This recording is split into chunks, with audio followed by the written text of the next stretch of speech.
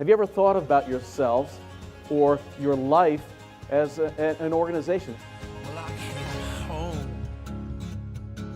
As an executive coach, my advice is to tell somebody to hold their moral ground, regardless of the consequences. When you think about how you define yourself, often we make the mistake of either defining ourselves too narrowly or too broadly. Job losses are the worst since 1974. We get caught up in a sky is falling mentality. It tends to consume us. But I'll kneel down, wait for now.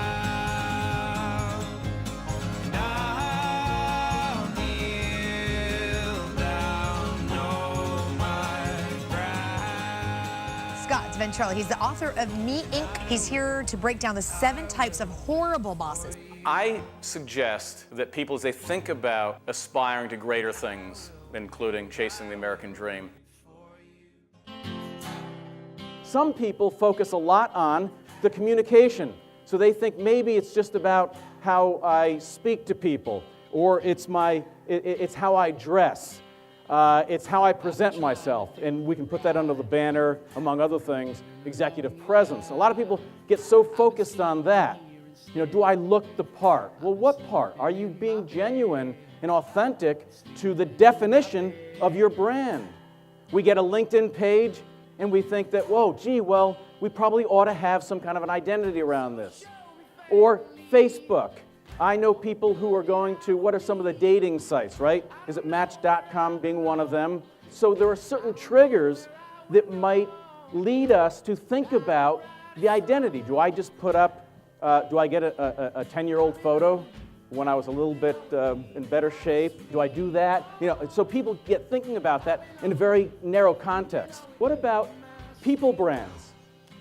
So this is a nice transition when we get into personal branding, because we go on the one hand from the corporations, bricks and mortar and lots of people and product, to individuals, which I would argue are mini corporations, right? Here I've got a pen in my hand. If I were to ask you, what would your vision statement be if you were the manufacturer of this pen? Keep the ink flowing. Beautiful. There, now we start the marketing campaign, right? In Marketing 101, one of my professors shared the Bic story. The professor said, well, years ago, this was their product. This was Bic's product. And they called in the marketing professional and said, we're in trouble. We're starting to flatline. We need new ideas. We need new products. What do we do? Well, they went out, they did the research, and they said, okay, we got the solution. And they were all excited, and they came back. And they said, okay, you got to get into this business. Are you kidding? That doesn't fit. It doesn't fit our vision. It doesn't fit what we're all about. It doesn't fit our history or our legacy.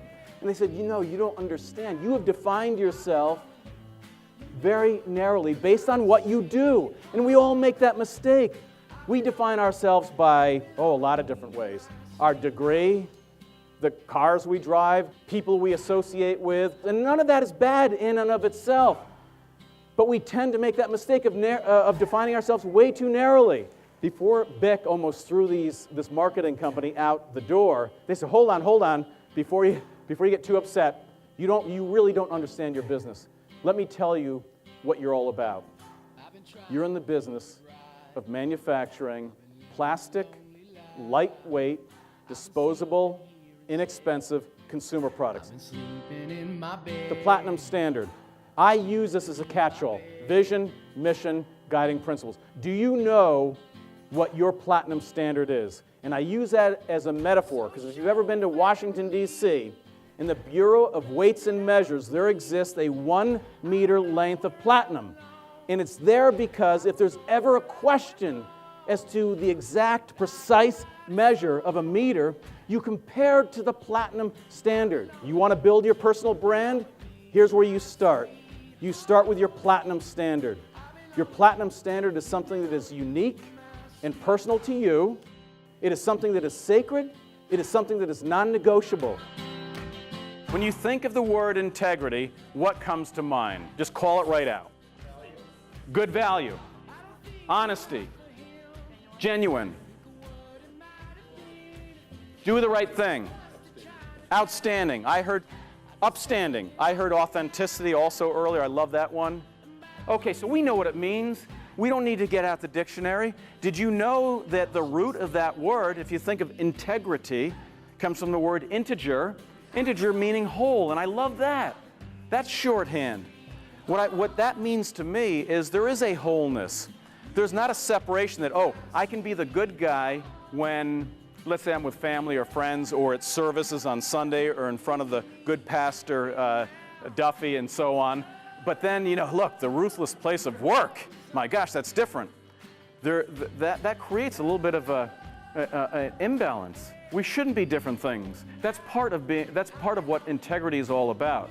There's a consistency throughout everything that we do. We do not separate that out between personal and professional. And that's what we mean by that wholeness. This says, company, our values: respect, integrity, there it is, communication, excellence. And I love this under respect. Respect. We treat others as we would like to be treated ourselves.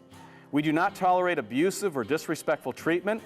Ruthlessness, callousness, and arrogance don't belong here. Reads like a Hallmark card, doesn't it? You get a little teary there? I pulled this off of Enron's website in 2002. So remember, just because they say it, don't mean they do it.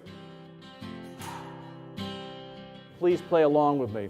Raise your hand like this. Yeah, come on. And put your index finger to your thumb like this, okay?